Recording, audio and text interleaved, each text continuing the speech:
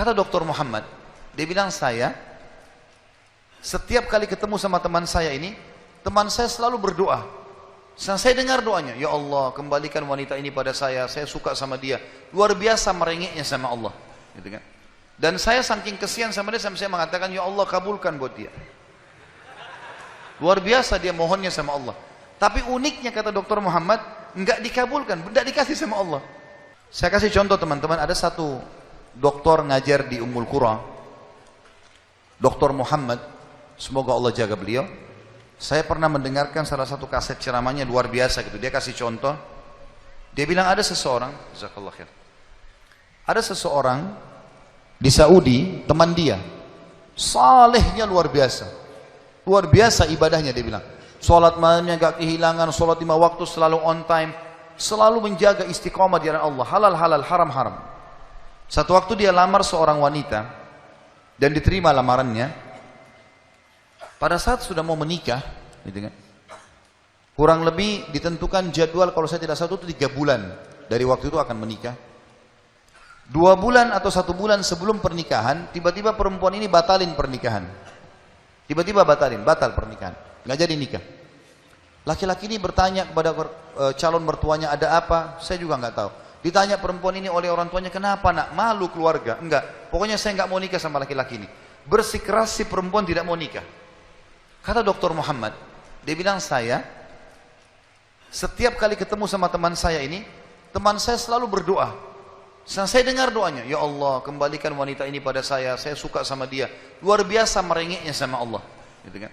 Dan saya saking kesian sama dia, sampai saya mengatakan, ya Allah kabulkan buat dia.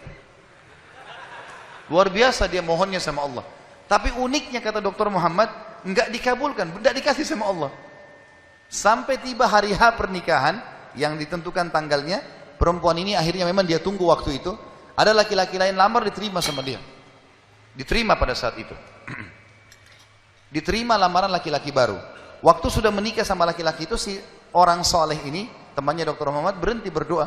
Udah selesai, jadi istrinya orang, nggak boleh kita doa lagi kan.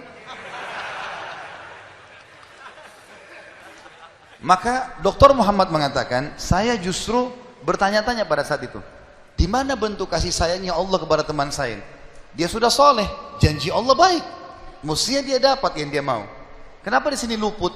Nah ini yang saya bilang di poin ke-11, Allah selamatkan dari kerugian dan bahaya. Ternyata dia bilang justru setelah perempuan itu nikah sama laki-laki yang jadi suaminya sekarang, saya baru tahu bentuk kasih sayangnya Allah pada teman saya.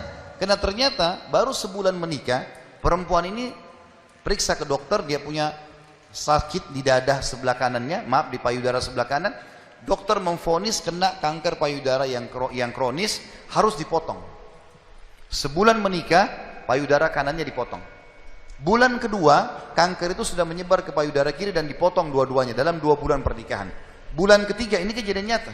Bulan ketiga, ternyata perempuan ini punya masalah di urat saraf di bagian otak belakangnya, sehingga membuat kedua matanya buta. Dan bulan keempat, wanita ini meninggal dunia. Kata dia, Dr. Muhammad bilang, subhanallah, kalau teman saya yang jadi suami dia, maka dia tidak akan menikmati pernikahan. Tapi Allah selamatkan dia dengan caranya.